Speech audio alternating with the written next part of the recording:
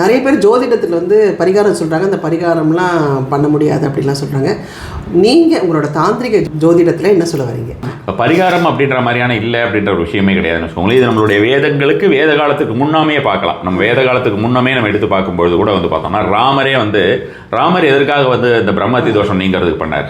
அப்போ அந்த தோஷம்னு ஒரு விஷயம் இருக்குது, அதுக்கு உபாயம் அப்படின்னு உபாயம் அப்படின்ற மாதிரியான ஒரு விஷயம் நம்ம வந்து வேதங்களிலுமே கொடுக்கப்பட்டிருக்கு. நிறைய பேர் வந்து ஈவன் வந்து உபன்யாசகர்கள் எல்லாமே ஒரு சில பேர் வந்து அந்த மாதிரி பரிகாரம்னு ஒன்று இல்லவே இல்லை, எங்களுக்கு தெரியும் அப்படின்ற மாதிரி ஒரு சில பேர் எல்லாமும் சொல்கிறாங்க.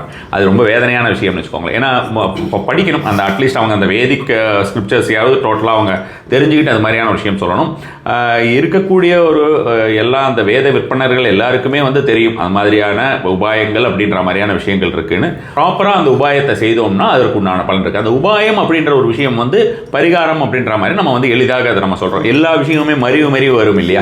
ஸோ அப்போ அந்த மாதிரி மறிவு வரும்போது அந்த மாதிரி நம்ம வந்து சொல்கிறோம்.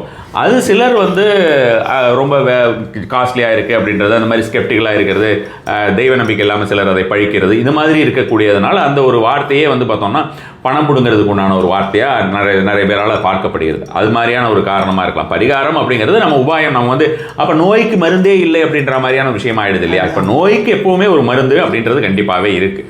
அது மாதிரி தான் இப்போ பரிகாரம் அப்படின்றது எந்த ஒரு பிரச்சனைகள் அந்த மாதிரி கஷ்டங்கள் இருந்தாலுமே அதற்கு ஒரு உபாயம் அப்படின்ற விஷயத்தை கண்டிப்பாகவே சொல்லியிருக்காங்க. அதுதான் ராமரே செய்த விஷயமுமே கூட அதுதான், அந்த மாதிரியான விஷயம் தான். அந்த டைமில் வந்து பார்த்தோம்னா ஒரு சில அரக்கர்கள், இப்போ விஸ்வாமித்திரர்லாம் வந்து ராமரை கூட்டிகிட்டு போனார், இந்த மாதிரியான ஒரு விஷயங்கள்லாம் நீங்கள் பார்க்கும்போது அவர்கள் எல்லாமே அவர்கள் செய்யக்கூடிய ஒவ்வொரு யாகங்கள், ஒவ்வொரு இதெல்லாமே வந்து பார்த்தோம்னா ஹோமங்கள், யாகங்கள் அப்படின்ற மாதிரியான விஷயங்கள் எல்லாமே இந்த மாதிரி ஒரு பரிகாரமான ஒரு விஷயமாக தான், ஒவ்வொரு பர்டிகுலரான விஷயத்தை அடைவதற்கு செய்யக்கூடிய ஒரு விஷயம். ஈவன் வந்து பார்த்தோம்னா சிவனை நாடி வந்து ஒரு சில பேர் தவம் புரியறார்கள் அல்லவா, அதுவே ஒரு சங்கல்பத்தோட தானே புரியறாங்க.